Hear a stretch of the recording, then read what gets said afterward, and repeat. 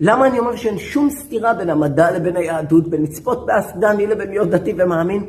כי המדע זה המה, הדת זה הלמה.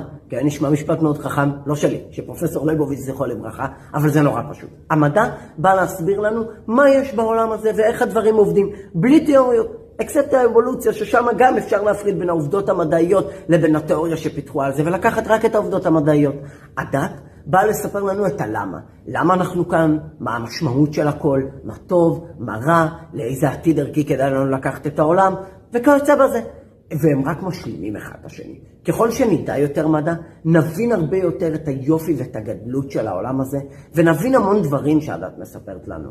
ככה שאפשר להמשיך לצפות באסדני חופשי, ואפשר גם להיות דתי ומאמין, אם אתם בעניין. אם מעניין אתכם עוד על הווה החיים החרדי, תצטרפו אליי לסיורים שלי בבני ברק, או תזמינו הרצאה אליכם במשרד, פרטים בביו.